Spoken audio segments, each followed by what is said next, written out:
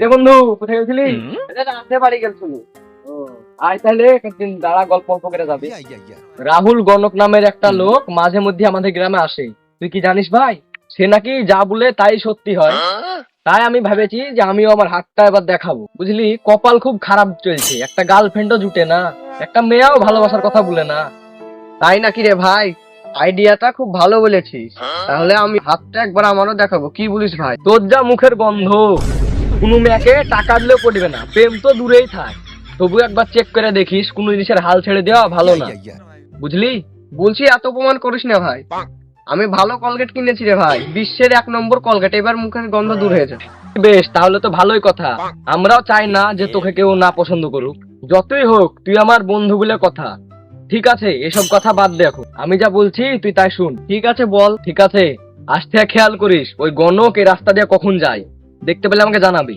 ঠিক আছে, আমি যদি দেখতে পাই তোকে জানাবো, তুই দেখতে পেলে আমাকে জানাস। ঠিক আছে, জানাবো। ঠিক আছে, মেলাখনই তো গল্প হলো, বাড়িতে আমার মেলা কাজ আছে, আমি বাড়ি যাই তাইলে। ঠিক আছে চল, আমিও বাড়ি চলে যাবো। চল তাইলে।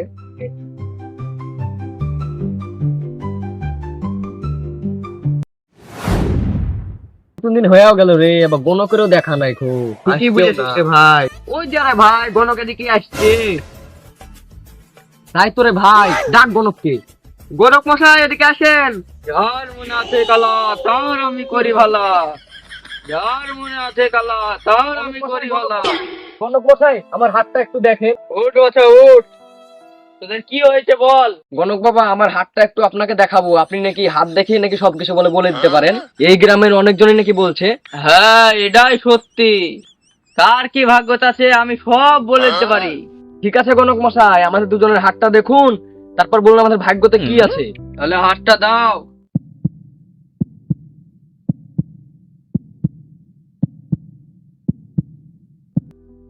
তোমার বউ পরপুরের সাথে প্রেম করে বেড়াবে। এরে যা, এ কি বলছে রে? হ্যাঁ, এটাই সত্যি। আর শোনো, তোমার বউর সংসারে কোনো মনোযোগ থাকবে না, তোমার প্রেম করে বিয়ে হবে না। তোমার বউ তোমার কোনো কথা শুনবে না।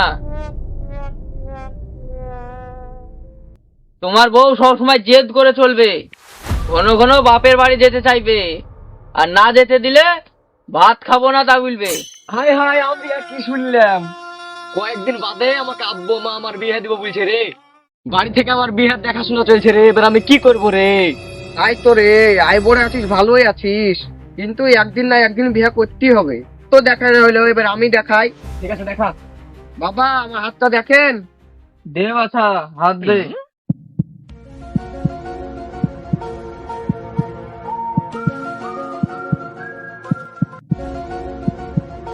তোমার রাশি তো খুব ভালোই মনে হচ্ছে। কি ভালো বলুন, ভয়েতে আমার গাছে ঘাম ধরছে। তুমি 1 মাসের মধ্যে লটারিতে 20 লাখ টাকা পাবে। তোমার ঘর বাড়ি সব কিছু হবে,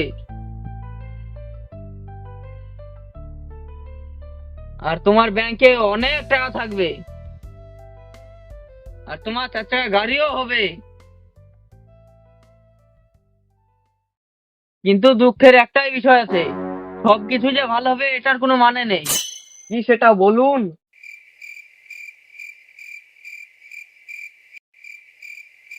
তোমার যার সাথে বিয়ে হবে সে খুব কালো হবে, আর কথা বলতে পারবে না,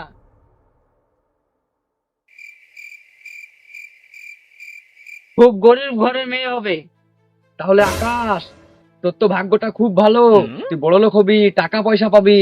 তাহলে আর জীবনে কি চাই?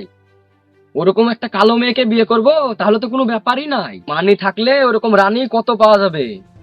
বাড়িতে একটা কালো বউ থাকলোই বা, বাইরে 10টা গার্লফ্রেন্ড থাকবে।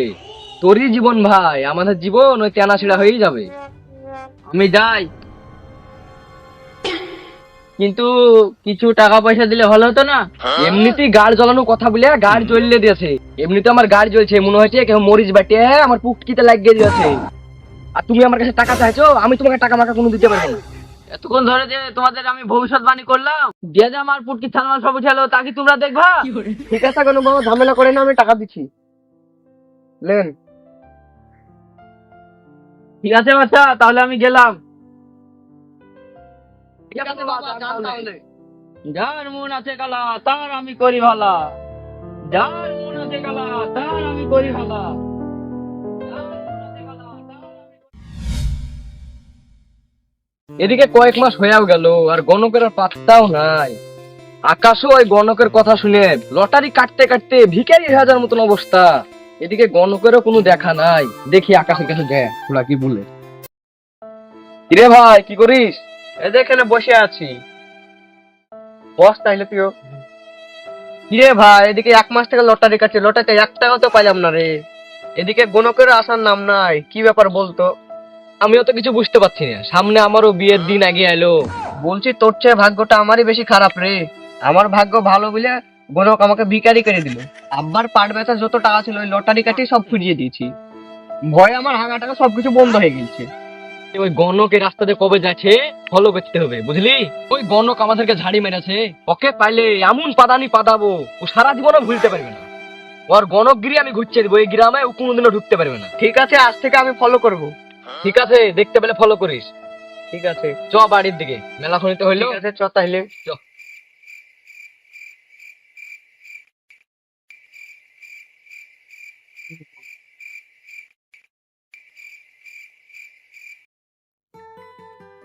কিরে বন্ধু তোর তো বিয়ে হলো, তোর বউটার ব্যবহারটা কেমন?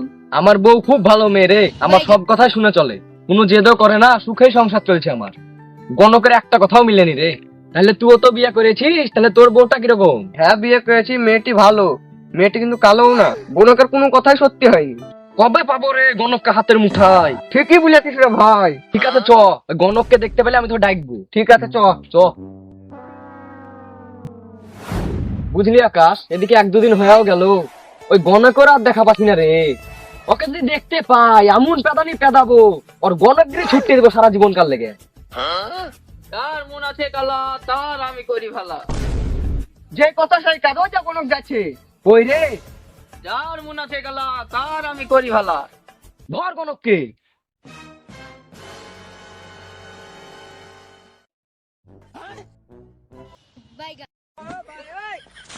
মার গণককে। গণকগিরি ঢুকাবো। মার মার, ফাটিয়া ফুটিয়া দে, মারিয়া ফেল। গণকগিরি একটা ফুটিয়া ওকে বাড়ি পাঠাবো। আমাকে ছেড়ে দাও ভাই, আর কোনোদিনও সব গণকের কাজ করবো না, আমাকে ছেড়ে দাও দরকার নেই ভাই। ঠিক আছে ঠিক আছে, তোকে এবারকার মতন ছেড়ে দিলাম। ভুল করে যদি তোদের এই গ্রামের আশেপাশে তোকে যদি দেখতে পাই, তোকে আর কিন্তু মাফ করবো না। এই আকাশ চ এখান থেকে, এই গণক থাকে হ্যাঙ্গিরে পড়ি।